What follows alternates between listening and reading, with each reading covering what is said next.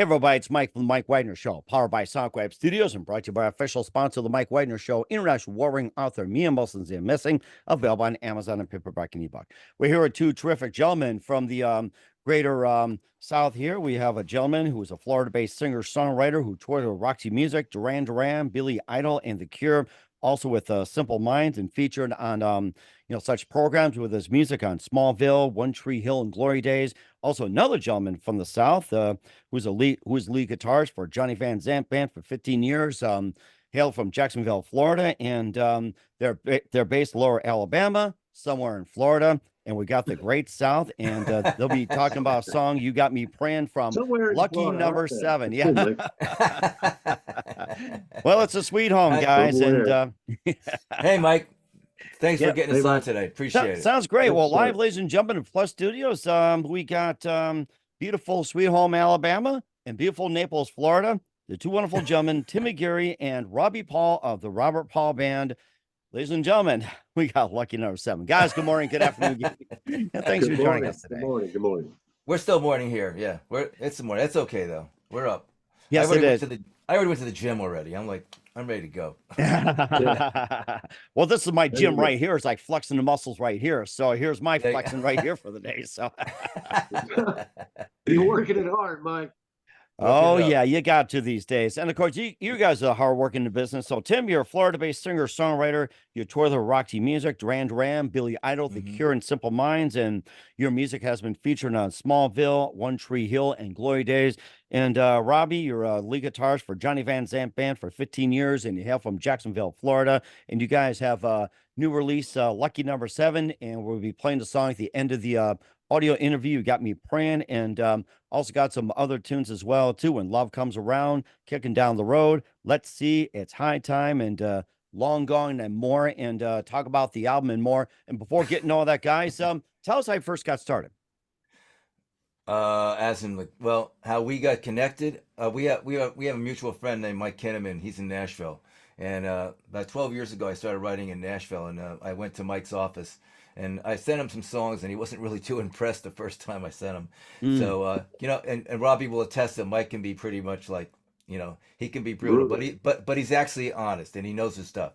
So, Yeah. but I was in Nashville for doing a little festival, and I said, "Hey, Mike, I'm in town. Can I come see you?" So he goes, "Well, you got 15 minutes. Come on in."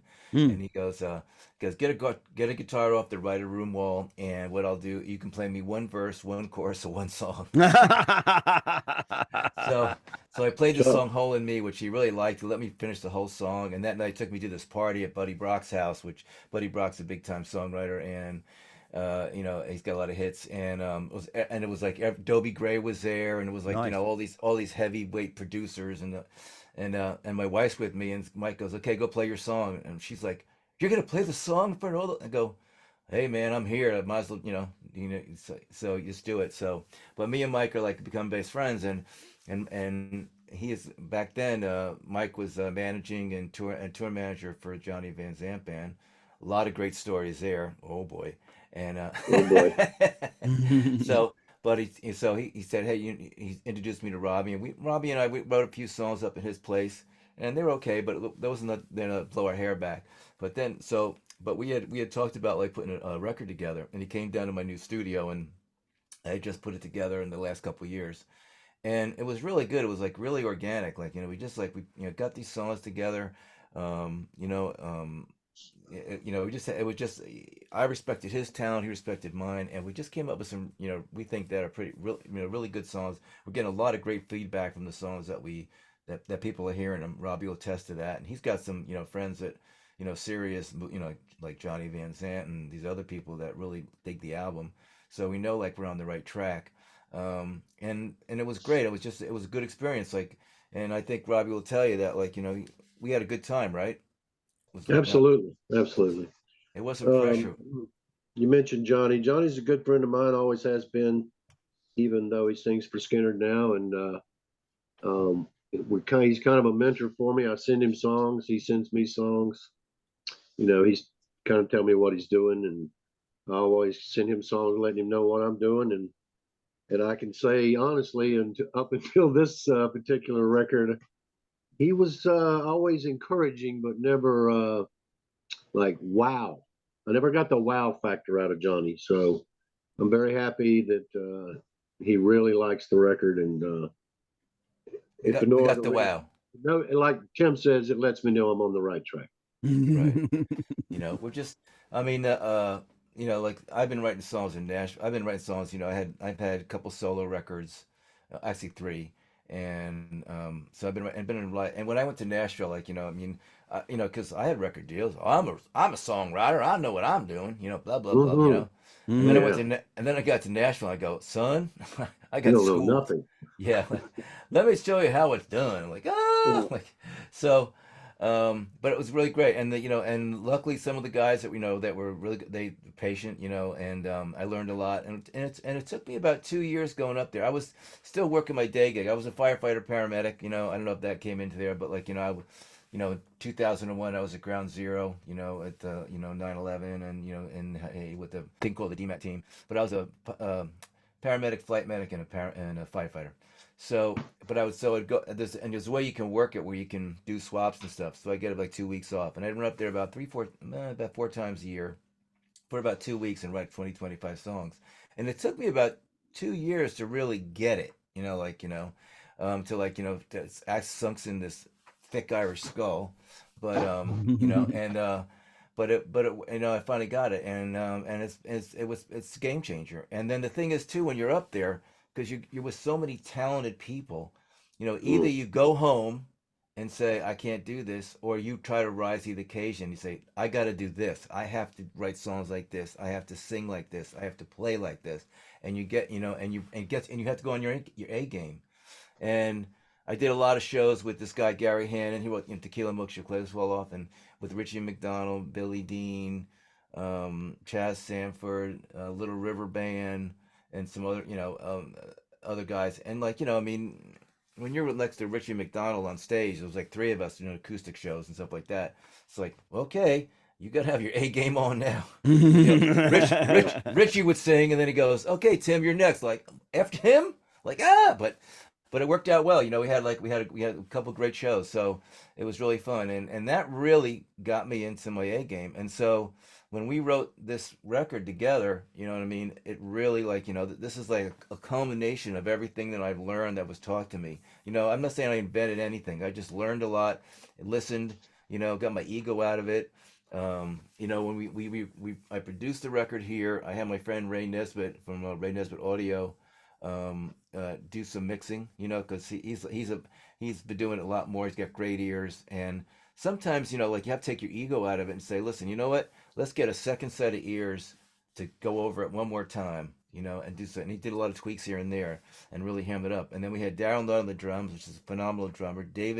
Carlton Johnson, like phenomenal bass player. He's played with the Neville Brothers. So we had like a really great, great musicians. Robbie's doing great his guitar. We went through we did a little different on his guitar playing, because he's sort of a shredder, So I said I said we're gonna be easing on the shredding. Well, nobody you know. cares anymore, Mike. Yeah. Well, he did get some in, but the I thing is, got a few in. you did, but mostly it was like, Okay. he changed his style and like made really great guitar parts, and lead guitars that that I'm always this thing like I want to if you can do a lead guitar part somebody can hum or somebody can sing or like knows the melody to it, that's a great lead guitar part. And that's what he Yes. did. You know what I mean? And he did so good. In fact, he did so good his friends go, "Who played that guitar?" It's like Terrible. they didn't believe it was him, True. but he did. True. He did such a great job. And so, with his talent, it's like when you have great musicians, you know what I mean, and then you have the songs, then it all sort of comes together, and it was really great. And I'm proud of this one because this is my first album out of the studio. I've done a lot of singles, but not a whole album. And so this is yeah, I'm excited about this Mhm. one. It sounds exciting too. You worked with Roxy Music, Duran Duran, Billy Idol, and The Cure, and who are some or other favorite singer Well, songwriters growing up, especially? I mean, we were the opening band. We were on A&M Records. We did the record in London. Tony Mansfield. He's the guy that did like that Naked Eye song. You know, always something there to me. Oh yeah, I remember that one. Okay, Uh-huh. well he's that's the guy who produced this. So we had EG Management. Well, EG Management at the time had Roxy Music, Killing Joke, and King Crimson. So we got a really lot of great gigs. You know, I mean, you know, I can get into all kinds of stuff like you know, Stray Cats. You know, Brian Setzer used to be in a band called Bloodless Pharaohs. I was in a band called Neighbors and Allies. We used to like go to Philly, New York. We always open or you know headline for each other, depending where we're at. You know, Brian was like a friend of mine. I mean, the thing is, um, I had great experiences, and you know, we did a lot of Billy out twice, Missing Persons went out twice, Simple Minds, Modern English. Um, I mean, one time we had a thing that was Blue Angel, and the other guy. Think in a second, but Blue Angel, that's Cyndi Lauper. So, Oh yeah, wow, okay. so we opened with Cyndi Lauper, and it was, and then the other guy, what's that? Cruel to Be Kind, and Oh, Nick Lowe, that's the one. Yeah, I think Nick that was Lowe. the British Yeah, new so wave and from it the was Nick 80s. Lowe. Nick We were the Lowe. opener. Yeah, So Nick that Lowe, was the Elvis show, Costello and all that. Yes. and you know, and they had, and so it was like us, and then Blue Angel was Cindy, and then Nick Lowe. What a great night, you know. And it was like, and I never heard Cindy sing, you know, because she has sort of that funny, you know, she's like she talks, she's in New York, and you know but when she sings, it's like, hey, whoa, that girl can sing, you know. Mm. So and she's and real nice too. So you know, we did a lot of touring, you know, pretty much on the like pretty much in the Midwest down to the you know East Coast, not you know more than that. And then so now I'm doing more like when I do for me if I do solo work, I do like a lot of house concerts, and I did in 22 I did a bunch in Europe, like in Czech Republic and Germany, Scotland, Portugal, Denmark. So I do that too, and so and then, but the thing is, me and Robbie, like you know, we just this is like it was funny how this just. And sometimes we say like, where'd these songs come from? You like you almost don't, right? No Just idea. and they just and it's this thing when you get the two people in the room, you know, it's just like things like okay, things start you know moving, and you know, and we you know changed some things, and you know, and we were like you know, where's our egos? We left them out the door. So like, let's make the best record we can. So and we just like you know some things like the term we used if it wasn't working was like, well, that's unfortunate. Because Oh, Mhm. boy. yeah, that's unfortunate, you know, Yeah. and that, you know, the chording, like, you know, we changed like that one, you know, when love comes around, we changed the, you know, the chords and stuff like that. You know, Robbie said, let's change the chords to this. And it did work. They worked much better than what I had. So, and that's what you do when you like, when you get co-writing, which is great because you keep on pushing yourselves to get the best product, the best song. You know what I mean? Sometimes when you do your like all solo stuff, it's like you're like, I have a thing they call the lazy line. It's like, oh yeah, I sort of heard that, but we didn't have a lazy line. We worked, you know, changed, you know, rewrote, and then you know, and then got to a point like, okay, this is good. You know, people will get the message. They'll hear this. There's some furniture in the room. That's a term they use when you put things in the room, like things. You know, like a stray bullet straight to the heart. You know what I mean? Wow. It's a visual thing. That's a It's just great point. Yeah. so that kind of You stuff. have to And relate to people's minds. hmm You have to, your lyrics have to relate to things that are going on in their lives yeah, or somebody else or somebody they know yeah. or, Well, love comes around too. Like, I mean, I know so many single women that are like in their 40s and 50s, and they're like, "Am I ever gonna find anybody?" You know, and so and yeah, the thing is, like, my sister Annie, who turns, I think she's like 63, 64. No, maybe she's six. I'm 16. Or Yeah, but somewhere I'm around there, 63. yes. But she found love. She found this guy, and they're getting married, and they're like they love each other, and they're traveling, and they're having a great time, and it's like, so like, yeah, right. you It know, comes when love. around, it comes around. You can be 80. That's right. You know, so Mhm. that's the moral of the story. And so, of course, girls love that song. Oh yeah, Of and of course. course there's also a lot of music as well too. And Robert, you've been lead guitarist for Giant Van Zant band for 15 years, and tell us how you got started. And how'd you first meet Giant Van Zant? Well, my story's a little different. As I said, I grew up here in North Alabama or Lower Alabama, and after college, I certainly had a one-track mind. I wanted to be in a rock band and hopefully be famous. I mean, that's really all I had going on at a young age. Hmm. I moved to Jacksonville because that's where Skinner was from and the Allman Brothers. And there were a lot of other bands that didn't make it that were from there. And so when I first got there, I was able to, get in some bands. And one band that I got in was playing at the beach, kind of a house band thing. And Ronnie Van Zant saw me playing there. Mm. I didn't know he was in the club. It was one of those clubs that was open from 10 to 5 a.m. Oh yeah, I've been there. I've Yeah, done they that. know. Yeah. 10 people there Mhm. listening. Yeah. Real nice place. Real nice place. But anyway, so after that band, I kind of was doing part-time jobs, playing in bands part-time. And Johnny, who's Ronnie's little brother, called me up and said that he needed a sound guy for his band. Hmm. I said, okay, Johnny Van Zant. And I said, well, tell me about yourself, because I had no clue who Johnny Van Zant was. Hmm. He said, well, my brother's Ronnie Van Zant, and he sings for Leonard Skinner. Well, I'm thinking, wait a minute now, because I was so stupid. I thought that Leonard Skinner was Ronnie's name. A lot of people thought that at that I time. think the gym teacher would have liked it then. So He did. He made a career out of it. Wrote a book, the whole thing. Anyway, I said, wait a minute. I thought, I said it stupidly to him, and he laughs and he goes, no, I hear that, but my brother's Ronnie, and he's the singer. Oh, so his name's Ronnie Van Zant. Yeah, he is stupid. Anyway, so I said that's great. So that's how I met him, and I was doing sound for almost a year. And one of the guitar players in the band, now you got to remember they were all 16. And I was 22. hmm. And so I liked what I did. Actually, I made money, they didn't. Does that make sense? That makes a lot of sense, or The sound sound guy advice, they always say. got paid first. That's right. They'd make 50 a night, I'd make 400. That's the way it went. But I did everything. So there Hmm. you go. Anyway, so I'm doing sound, and the guy quits, and he says, I know you play. Can you fill in? Because you're kind of old. Oh, 22, Mike. 22. I'm old. I'm oh washed up. my gosh. Now's a good Career's over. now's a good For time to show them. 16 years, Yeah. I could see that. I can see that. So I laughed and I said, yeah, I'll fill in for you, but I don't want to lose this gig. I'm only thinking of the money at this point. I hear you, Johnny Van Zandt. So what? You're 16. You could be a drunk by the time you're 20. I don't know.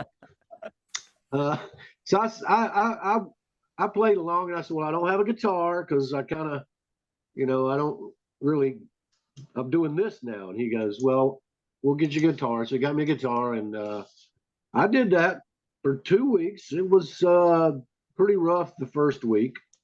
Me not knowing the songs after being standing out there for a year, you'd think I'd know them. And they're just playing copy songs, things like that. So we're sound checking one day, and I'm playing one of the songs I'd written, which ended up on the first record called "Only Strong Survive." Not a difficult, just kind of a blues song, but very fast, which he Hmm. liked. And he said, well, that's a really good song. I think I've heard that before. I said, well, I hope not. So I said, so I'm I sure gave him Tim, a you attest to cassette. that, right? Yeah, Oh I'm yeah. screwed. So I gave him a cassette. It had 4 songs on it. One of them was Only Strong Survive. The other one was Keep On Rolling, and a couple others that didn't make it. So we were just sound checking. So we went back to this motel they were staying at. They were playing at a beach place about 20 miles from Jacksonville. And he says, well, he comes back to the gig to play the gig, and he goes, man, what do you think about being in the band? I'm like, well, what about the sound? I'm still not connecting. I said, well, what about the sound gig, man? I really want to keep that. And he goes, just do this and see how it goes. All right. So now I'm thinking, well, there goes the good money. I'm not thinking he wants one of my songs. I'm thinking I'm not making any money. And I'm in a band that's they're all young kids. Well, I was wrong, and I would fully admit it. First thing I learned was that Johnny had a lot of talent. He could sing. He was, excuse my language, he was just pretty. He was pretty, young, pretty, and girls loved him. And I started catching on pretty quick, Mike. And I saw the future coming. And it went just like I imagined it. You know, by the time he was 17, 18, we had a record deal, found ourselves in California, went from a bar band to California, being produced by Al Cooper, made the first record, sold a ton, and that was that. And it lasted a long time until, you know, Skinner decided that they could pay him way more than the Johnny Van Zant band ever would. So, and we, you know, me for myself, I was ambivalent. Ambivalent, you know what the word is? Ambivalent. I can't even say the word. But I said, you have to do it. He had a family. What you gonna do? I was still young and single, not that young, but and so I decided to do something else. So I did something else, had another career, and then, but I always played. And then in 2016, I made a solo CD, and it did absolutely nothing. But what came out of it was I invited Mike Kinnaman from the old days to come listen to the CD listening party, and he did. And like Tim says, he's brutal. He says, "Man, you sure can play guitar." Well, that was the first thing he said. But the second thing was, you ain't got no chance if you don't learn how to write songs. I said, I've written this song and I've written that song. He said, that was a long time ago. You got to learn how to write country songs. Oh, wow. I'm like, I can't do that. I don't even know how to do that. So I started going to Nashville like Tim, not as often, but and like Tim, I got schooled probably way more than Tim. Because I went in thinking I am a good songwriter. I've had hits. And I got that respect of, yeah, you've written hits, but I didn't write much at first that was any good. It took almost 2 years before I wrote anything that even got a cut. Oh, wow. And around that time is when Mike introduced me to Tim. So, like you said, we wrote back and forth, but separate. But I knew that if we could get in a room, and I kept saying to him, if we get in a room, I think we could write some pretty good stuff. And that's really, long story short, one day I decided to go. And I went down there and that was it.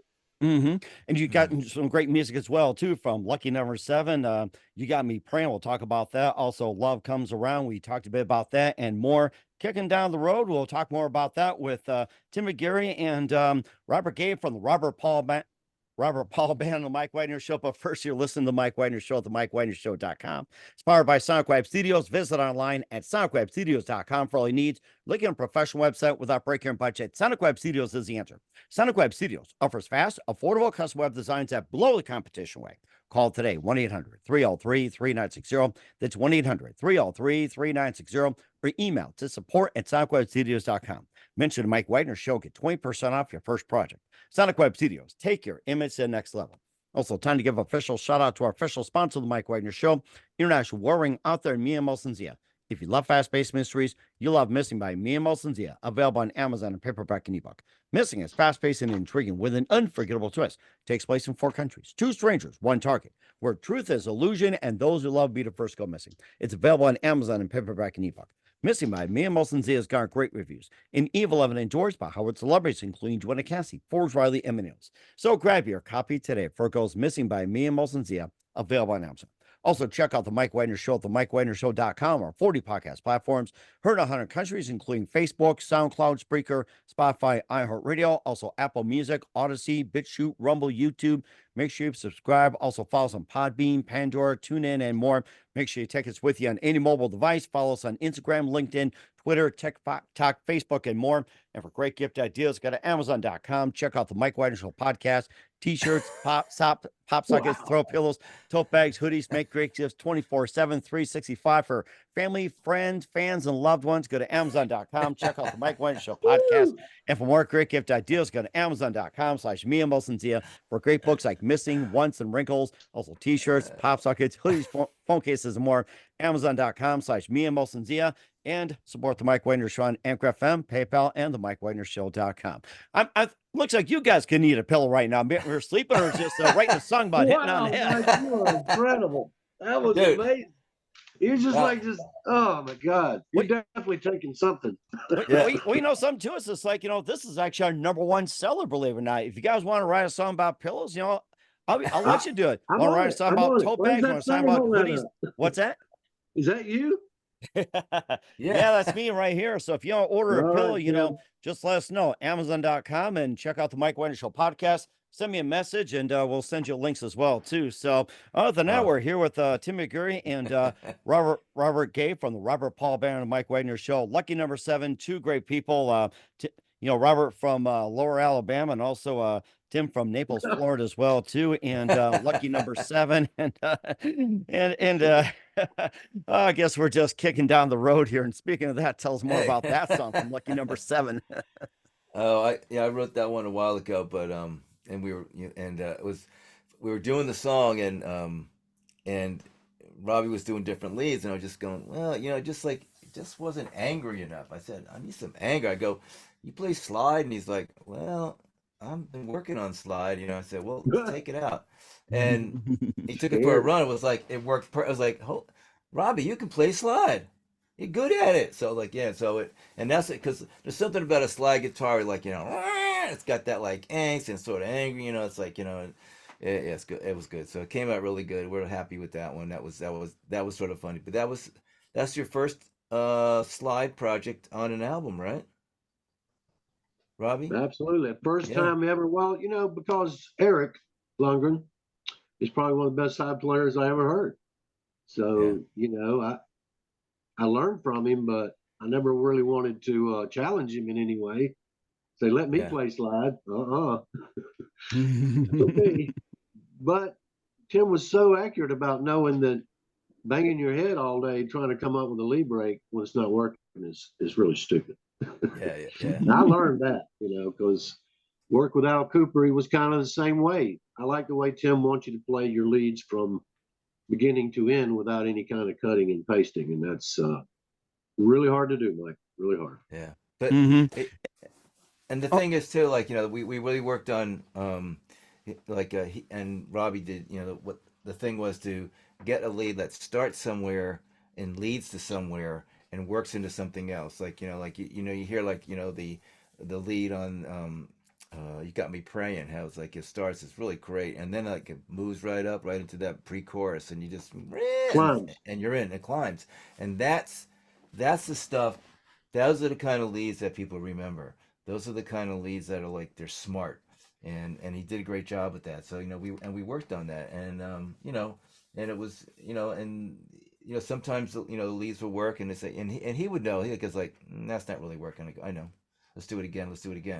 But you know, but there was no And again and again and again. Again and again. I know what you mean. Again But and again. but there's no really pressure because it was my studio. You know what I mean? Right. So we It's weren't getting on a good the rate, Mike. we weren't on the clock. You know, yeah. The rate was good, like Rate was good. too damn good. That's what I say. But no, He'll be charging Your big studio, stuff, a good but- rate. I mean, it's your studio. It's like it's free to you. So it's like that's a given. Yeah. Just like the studio I'm in, it's free basically. So it's like, Exactly. and somebody wants to Probably use not the studio, I next can charge time. whoever I want. So yeah. yeah. I mean, I during COVID, because I like a lot of places that we write songs in Nashville, they were closed, so we did a lot on the Zoom. And so what I did is like, because to be a songwriter today, and I mean really to do it, you know, like, because I do all kinds of genres. I do like things that are R&B, things that are electronic, you know, all kinds of stuff. But the you have to be able to, like, you know, write a song, sing a song, and record a song. Because these young guys coming out, they do it all. They Like do it like all. like in Nashville, like the publishers, they pay like 800 to $1,000 for a demo for a song. Well, I just do it in my studio and it's free. Well, they Hmm. love that. You know what I mean? And that's what they're doing, and that's what's going on now. So the thing, if you're really going to do this for a living, I said, you get yourself a DAW, computer Educated. with a good DAW, and then start working it, and then work it, and so you can be able to like put product out on a regular basis. Hmm. So I spent some money on this thing called Musician on a Mission, and I have good friends like Chaz Sanford, who's like, is a huge hit songwriter, and and professional like producer and stuff. Produced a Chicago record when he was 19. He's like a genius, and he's helped me a lot. And my friend Ray Nesbitt, that did a lot of recordings for me. Same thing. I'd say, Ray, come on over, and I'd have him tutor me. And they taught me all these little things, fine things about fine tuning, and how to get my levels right and all that kind of stuff. And so, working at it, working at it, working at it. So, but by the time Robbie came down, I've been like about 3 years in this heavy, or maybe a little bit more, maybe three and a half. And so I have some studio chops. Now I always have more to learn. I mean, this business, once you think you know everything, you're done. You don't. You, it's like time to leave because you will never know everything. You're always something to Never. learn. There's always some new thing out there, new equipment, better sound, the kind of stuff for that. You're always learning that kind of stuff. So the thing is, you have to have that kind of thing if you want to learn to be better all the time. And for me, that's what I was working on. Just like keep on working, keep on training, keep on get on YouTube, call my friends Hmm. up, about this. Like when Chaz calls up, he's like, "Hey, I got this new plug-in." My wife goes, "Is that Chaz on the phone? And what are you buying now?" Like, They know. yeah. So, And they're yeah, probably like, "What's a plug-in?" yeah, yeah. Well, Yeah, just that's the worst. Well, yeah, yeah, and you can't actually, it's not physical, Mike, so you can't see it. yeah. That's true. I had Can't put that her foot. hands on it like most women. Well, where is it? Yeah, Where's the yeah. plug in? Or What? where'd you Why get plug? Why plug? What when'd you get plug? that? When'd you get that guitar? I've always had it. I don't Oh, remember that. yeah. I've tried them all. None of them work. Yeah, don't you remember buying that for me about 3 years ago, honey? Don't you remember Uh-uh. you had people contribute and all that, and you bought it from Yeah. somewhere? Don't you remember? It's like you're reminding people like that. I know. That sounds Yeah. real good, Mike. And she says, no. No. Yeah. It's like, oh, well, maybe, I oh, did maybe I not. ordered it. Where's Yeah. the So receipt? That's what she said. that's it. But What's it on credit card? Maybe I can use that. So, that that that's Well, true. yeah. Just don't well, turn on your let's checkbook. well, let's see about this one from lucky number 7. So I let's like see, that. guys. I like that, Tim. That, Yeah. that's So good. Let's see. Let's see. let's see. Well, that was sort of inspired by, Biographical. yes, biographical for my friend and his situation, Yep. and actually other people that I know that are in the same Anybody goes through situation. this. Yeah, it goes through that. Hmm. I mean, I'm very lucky. I married my wife. We'll be married 43 years last November, and we met one time, in a way that it was just meant to be. So, and and she always knew that music is in my soul. You know what I mean? So she never ever like said, "Well, you gotta stop," because she knows I'll never stop. I can't. I just, for me, like a songwriter, I always say like it's like a curse and a blessing. Your blessing is like, hey, I can write a song, connects to people, they have a good time, if they laugh, they cry, whatever. But the curse is I can never turn it off. I mean, I can never turn it off. Hmm. I mean, 3:30 in the morning, I wake up with something in my head. If I'm not going into my studio or my phone, just get the idea down, I will not go back to sleep. So I might as well just get up and do Absolutely. it. Yeah. Hmm. And so but she knows that. And the thing is, we've had some good success. I mean, I had William Shatner do one of my songs. Oh my goodness. William Shatner of all people. Yeah, I he know. he did an album with Jeff Cook from the band Alabama, And so Shatner did the verses, and Jeff Cook sang the choruses, and it's called Wrong Number, and the theme of the song is every time death comes calling, I tell him it's wrong number. Now that the guy that sang that was 90 years old. Shatner's Wow. 90, so if that's not appropriate for that age group, I don't know what is. So and, so yeah, that was and pretty funny. he's still talking about Priceline to this day. Oh yeah, well, Yeah, this guy, I mean, and it's funny, he's a dynamo. I mean, he just keeps going. He's man, all he just does not look his age, that's for sure. no, no. I mean, he's 90. You 90, know, yeah, 91. or Oh 91. yeah, Yeah, yeah, or yeah. or or even sound like it too. And I think there was something on Facebook I saw that some of the people are still going. Willie Nelson, well, he's like 89, 90. Chuck Berry was going 93, and I think Jimmy Page he turned 80. Now look at these lists. I'm like, oh So my All, goodness. all, going all to the be people a that are still, strange time the next few years, Mike, because we might sooner be or on that later, some list. of these guys are going to die. Oh yeah. I mean, look at like Mick Jagger. He runs around the stage like he's 19 years old. And Unbelievable. I I mean, and saw a he's clip. he's And was 80. like I saw a 89, clip of him. 88 or something? I think 80. he's Oh my 80. Yeah, goodness. yeah. So I mean, there's But a he whole list. moves like he's Yeah, Jagger. He moves like Jagger. you know. But the thing is, the thing you can people are living longer now. You know what I mean? And people are taking care of themselves. That's a good point. Good I'm point. clean. I'm clean and sober. I go to the gym every day. I take lots of supplements. For my brain, everything else. You know what I mean? We eat right. We make everything from scratch pretty much at my house. I make good Yeah, coffee. I make good coffee now, don't I, Robbie? Oh yeah. absolutely. It's the only reason I Hey, we went. can all use Gra- some coffee, right, guys? yeah. Oh yeah. Oh, let's Yeah. have some. Yeah. Little ground There you beans, go. fresh ground beans. But so the thing is, and you can. I mean, and and and the thing is, like, there's this whole youth thing. Like, now this is something for me, and this is what and I've always believed this, and people think I'm crazy, but the people with the most disposable income are like 40, 50, 60. Mm-hmm. They are, and that's our age group. But the thing is, who's writing songs for that age group? So the thing is, what they're doing, all this, like, it's like, oh, these radio stations that, playing like these songs, like, from way back then. They're like 40 years old, and they keep on, classic rock, they call it. And that's great. You know what I mean? I'm not saying the songs are great, but like 40, I've been hearing those songs for 40, 50 years. Like, okay, what's new? So the thing is, no one's writing songs for them. You know what I mean? And our songs, and young people like them too.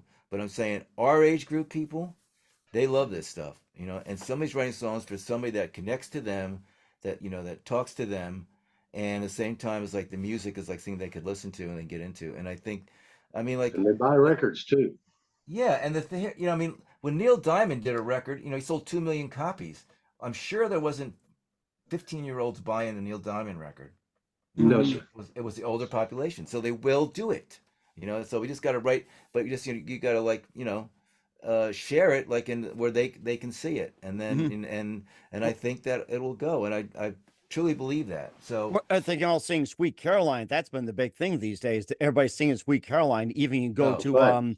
a It's Florida back on the Panthers game, charts. go to a Jaguars, or even go to the Miami Heat game. They'll be singing it. yeah, I mean that's and that Yeah. I on for the You know football what? games. To this point, I saw that the Creedence Clearwater revival song, what's it called? Who'll something rain, Who will stop the rain? Yeah, is back on the charts as yeah, a single. yeah. So I mean, that says a lot about, that particular age group is where they are, and mhm. they want to hear his music still. Yeah. The same song. Mm-hmm. It's I just 50 think years old easily. it's getting back to songs, like a little bit, like, some, the classic type of songs, and that's what we tried to write. Songs Say that are like, something. that say something, that have a good melody. You know what I mean? It doesn't have to have a curse in it. It doesn't have to be, totally, egregiously sexual. I mean, Mm-hmm. some of the stuff that comes out is like, what did that girl say? What? Like, okay, you know, that's Yeah. that's not that's not making it to, I wouldn't want my 14-year-old daughter to listen to that. I mean, if I had, a young daughter like that. But um so I think that's, that I don't know, I think our songs connect to that group, and I think, and that's what we're shooting for. Hmm. And, And of course, the title Lucky Number 7 as well too. And how'd you guys come up with that name? I don't, Well, I don't know. Tim, go ahead. I don't know. I just we had 8 songs, but the eighth one was like not really ready. You know what I mean? I had some vocal things to change, and we had some guitar parts to change. So I said, let's just do the 7. And then I just said, and I don't know why, but Lucky 7 came into my head, and we get okay, and then we Lucky Number 7, and it's a 7 songs. And I think another thing too is it's like it's how we got together, Robbie and I, how, it's just sometimes it's sort of luck, you know, how things happen. Like, how we even met, how I met Mike Kinnaman, you know what I mean? How Mike Kinnaman introduced me to Robbie, you know what I mean? And then, and then how Yeah. Robbie and I got together, and then how Robbie came down here. Like, it's like, so the way things worked, I mean, it was meant to be. And so we feel that this project, is like, we're sort of lucky to be here. We're lucky we can still do it. We're Well, lucky, and it's some of the best stuff I've ever written, and it's some of the best stuff that Robbie's ever written. And well, for me, for sure. everyone knows it. I mean, it's just Hmm. like, wow, this stuff is, And so. certainly indeed. And what else you guys base your lyrics on? Um, well, like the one Life, the song Life, you know what I mean? It's like, I'm gonna live this life. Don't believe that lie. You're not good enough. You know what I mean? And it's like, sometimes like it's like uh be positive. You know what I mean? Now people like, like the things that musicians, what families do, and everyone will tell you, they're like the worst. Like, you don't really want to do that. You're never gonna make any money. No one's ever really, you know, they're always negative and stuff. Like a lot of times, like Mm. your family could be your worst dream killer ever. Yeah, You know? or too much safety, worry, and everything like that. Too many Right. safety nets, all that. Hmm. Right. And the thing is, see, I was never afraid to go for it. Like the Dalai Lama says, whatever you do, you give it 100% so you get the full benefit. If it works or it doesn't, because everyone will say it's like the things that you learn the best are the things that maybe you didn't get good at, or you or didn't or failed, right? Mm. And those you learn those lessons. Like, okay, I'll never do that again. I should do this different. Those are the things. And then you have successes. So you have both. But you do it. You jump in. You just jump in. And okay. And so um, I think that's the thing that I've always, whatever I do, it's 100%. I don't know anything else but. Hmm. And I'm a recovering drug addict. I'm 37 years clean and sober. So, so when I did drugs, oh yeah, I did drugs. Seems like so, you know, and yeah, I mean, yeah, it was bad. So, but the thing is, I'm actually grateful now that I went through that experience with drug addiction, and everyone goes like, "What?" Like, but because I came on the other side of it, and the thing is, I've helped so many other people that have drug or alcohol related addictions. Hmm. And the thing is, unless I went through that experience, and know what it's like to be powerless, you know what I mean? Maybe I wouldn't understand it. And the same thing on their point, it's like, well, how do you know what it feels like? And I go, oh, I know what it feels like. You know what I Hmm. mean? Yeah. And I'm So, sure Yeah. Robert can attest to that, right, Robbie? Well, I never really was addicted to any drug, but I can certainly testify that my particular time period was riddled with drug use. The 80s were insane. And not only the bands, the managers, the record company, cocaine just ruled everybody's life. That's just yeah. the way it was. I mean, you be talking to your artist relations guy, and he's giving you cocaine. So, and I'm glad that part of it's changed. It definitely has. Supposedly things go better, and especially Eric Clapton as well too. And Things go better with coke. right, yeah, things go better. That's something like that.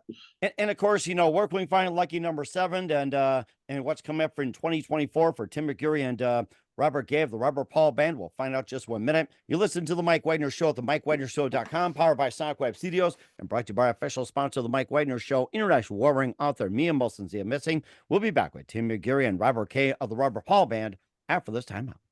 We're back at Tim McGeary and Robert Gave, the Robert Paul Band, with Lucky Number 7 here on the Mike Wagner Show. And, just tell us where can we find Lucky Number 7 and where all your work's at, guys? Go ahead, Robbie. Uh, it should be available to stream this week. Our distributors have it, and you should be able to stream it on all the platforms that Mike mentioned. They're Yeah. too numerous for me to say, but he knows who they are. And Well, you can roll off a few. It's okay. I'm not making you guys take a I'll test. try. Apple iTunes, Spotify, SoundCloud, Sound Exchange. How am I doing? No, good. Okay. Yeah, you go. And It's then you'll be able. Also, it'll point you to a website where you can purchase a CD as well as download singles and/or the whole thing.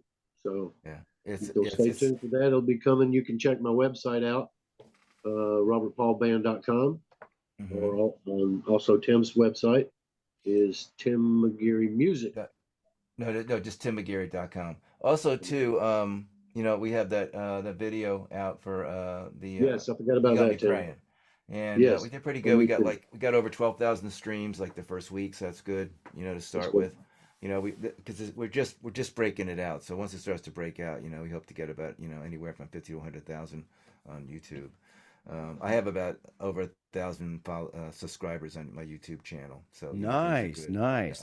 I've worked on that, for a while.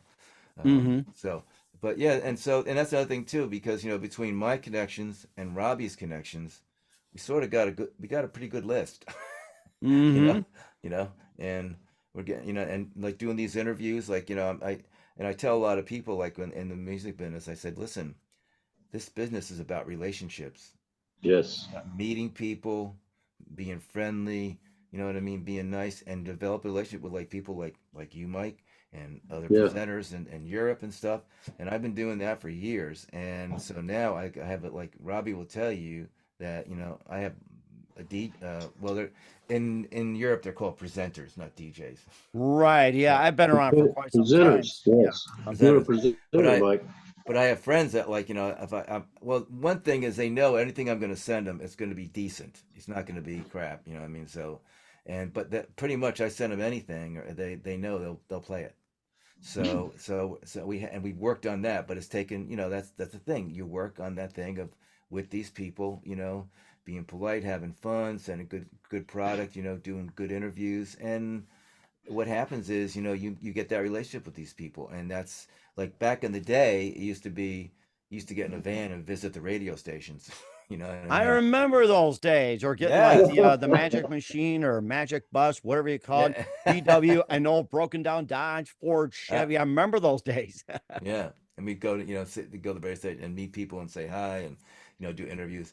But now it's pretty much done like this, and that's great. But we're all over the world. I think we have probably between about 100 130 stations playing it now. We have like with Caden helped us a lot, and then we have this guy Robert Saunders and other people and stuff like around the world. So that are putting these songs out for us, and we're getting great feedback. That's the thing too. Is like you put songs out sometimes, and it's like, oh yeah, it's a good song. But the Hmm. thing is, when we're getting like, wow, this is like really good. Like, okay, so There you go. so And I'm we're sure excited Robbie about can attest to that, right, Robbie? Yeah, I agree with what he's saying. I just, I'm it. just, I'm just glad that it's getting attention, and that's all you can ask for. But like Tim's saying, if it wasn't people like you, Mike, nobody has a chance anymore Hmm. because it's changed. You Right. just can't, you can't go out there and pound the bars with your music. You can, but it's a long route. Long It's a route. long Oh, route going out yes. paving, trying to pound the pavement to get your music heard. Hmm. This is the way. And then if It they is. like you, then they'll come see you play. There you go. And that's the best thing to do as well, too. And who do you consider biggest influences in your careers? Oh, Tim, Oh. So why is many. that funny? I don't know. Yeah, yeah, Influencers. yeah, yeah, yeah. Okay. Well, Need some Well, coffee? go I ahead. can help you with that. I well, can help you with that. Mine are simple. Because what I grew up with. I would start with the guy from Black Sabbath, Tony Iommi. Hmm. Very underrated. I loved him when I was a kid. Moving up, once I heard Joe Satriani, that was pretty much it for me for Oh a my long God, the time. guy's amazing. I love his work. yeah. I learned a lot from him, but also learned a lot from a kid named Eric Steckel. I don't know if you know him, Mike. He's an LA kid, but he tours in Europe. But just fabulous guitar player. Mm. And believe it or not, I don't listen to a lot of other guitar players. I listen to saxophone players. Oh, wow. Saxophone players, if you listen to them, they can give you some great ideas for lead breaks. Hmm. Oh yeah. If you listen to a song that we have, it's called, what is it? Let's See. Yeah. I approached it as a saxophone player. And it kind Hmm. of starts out that way and kind of goes along like you're blowing a saxophone. Hmm. Yeah. Yeah. So I approach Interesting. guitar lead breaks that way sometimes because otherwise you just start sounding like somebody else.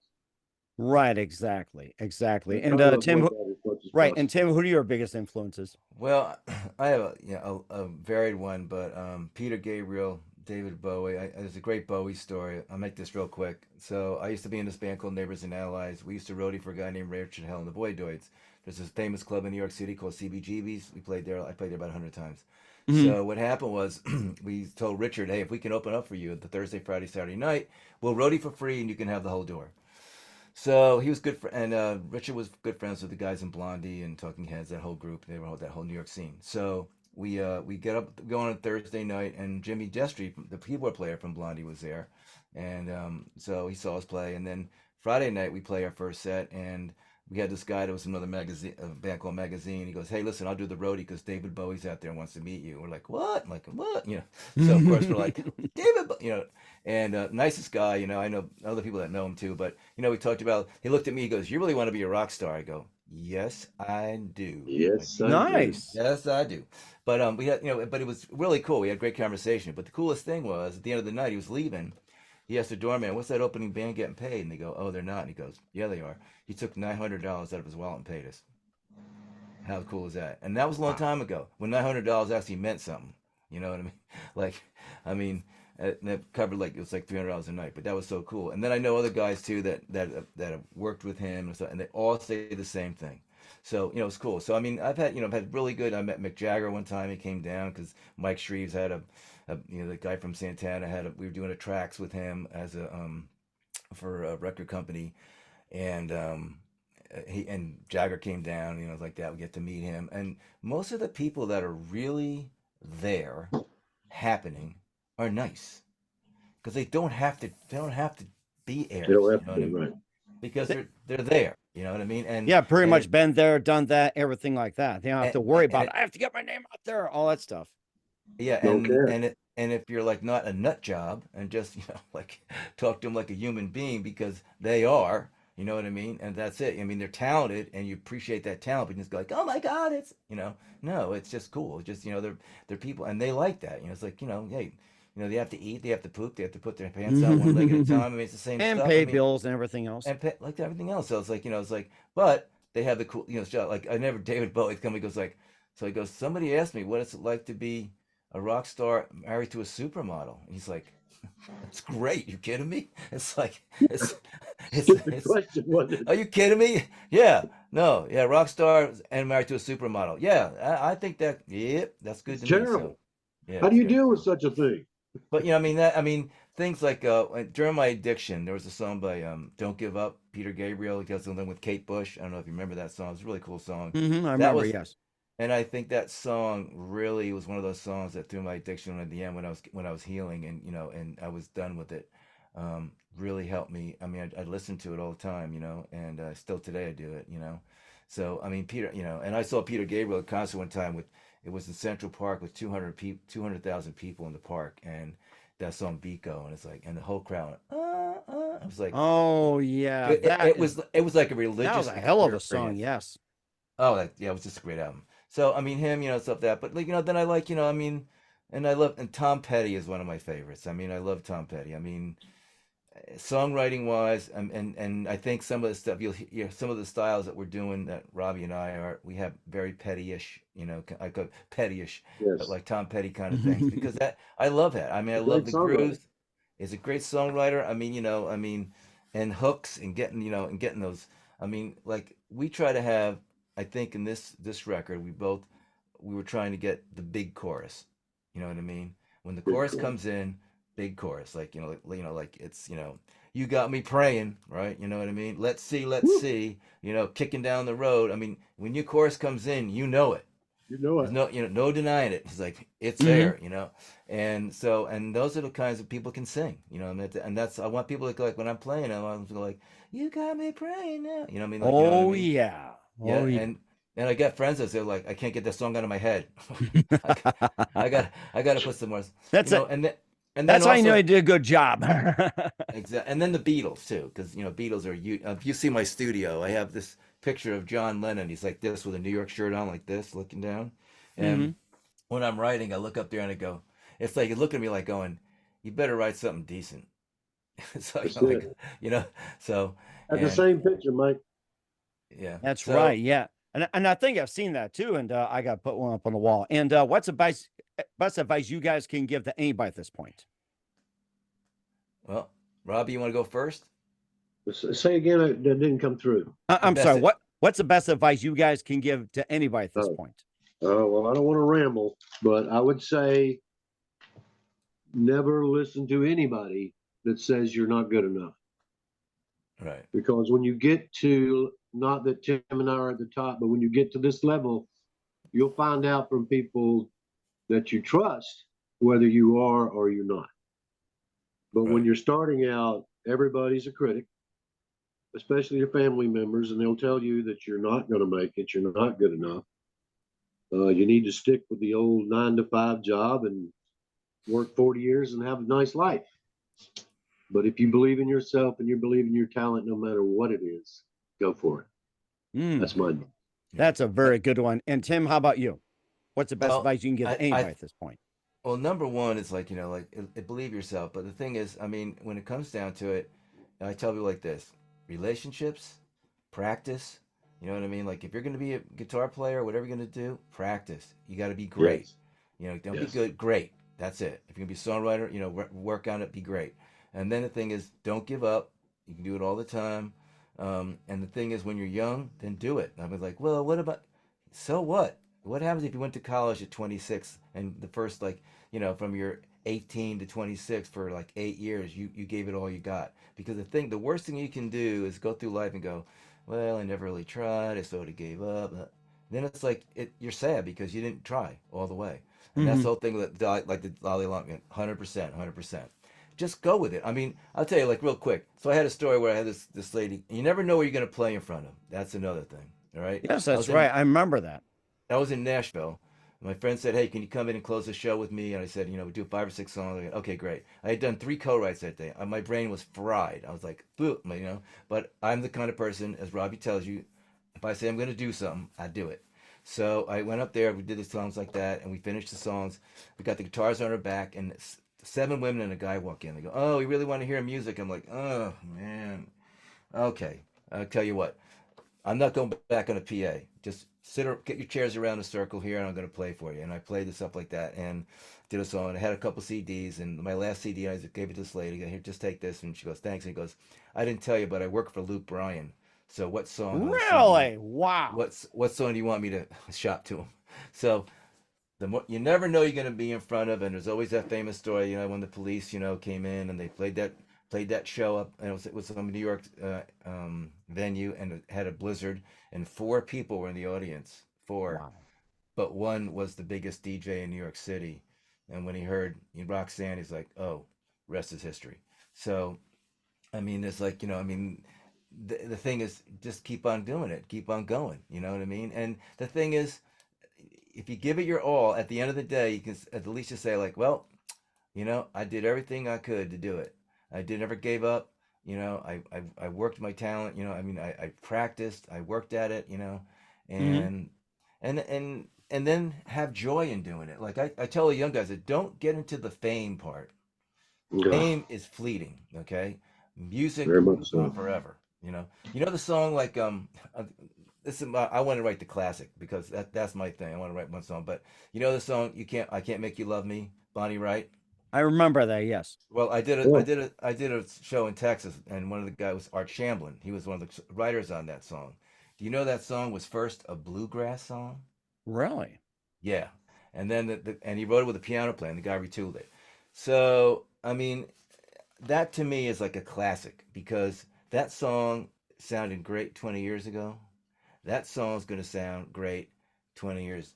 after and more. You know, it's just How it you just like that? Yeah, that's amazing. so that was my goal, to write a song that's like that kind of good. Like, whoa, that thing sounds great, and it's always Hmm. going to sound. And people, I mean, you get songs like Something or Yesterday, when people have 3,000 artists have cut it, 3,000 artists, and they're I talking believe like it. Yeah. Frank, What was like the like most widely recorded I mean, you're talking. reprise revised in history or something? Yeah, I mean, it's like you're talking, and it's like, Frank Sinatra and Elvis Presley. It's like some serious heavy hitters, you know, Barbara Streisand. I mean, yeah. So I mean, that those songs are just classics, and so me Hmm. and Robbie want to write a classic. That's it. There you Lives on go. forever. I And of think course, we did. as soon as you guys do write a classic, come back on and we'll talk more as well too. We're here with Tim McGeary and Yeah. Robert Gay of the Robert Paul Band with "You Got Me Praying" from Lucky Number 7, and all here on the Mike Wagner Show will be playing "You Got Me Praying" at the end of the audio review. Guys, a very big thank you for your time. You guys have been absolutely fantastic. Looking forward to having you again soon. Keep in touch. Keep us up there. Looking forward to having you back. And once again, what's your website? How do people contact you? Where can people purchase or check out your music?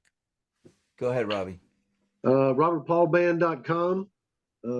My Facebook page is Robert Paul Band, the Robert Paul Band, and you can send the band a message.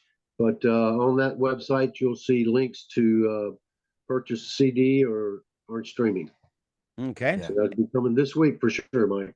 Okay. And Tim, how about you? What's your Th- website? How do people uh, contact you? TimMcGeary.com, or come on Facebook, Tim McGeary Music, on Facebook, and then Tim McGeary Official on Instagram, and Tim McGeary on TikTok. So just say TikTok. It's hard because I have so many people that message me and I can't keep up.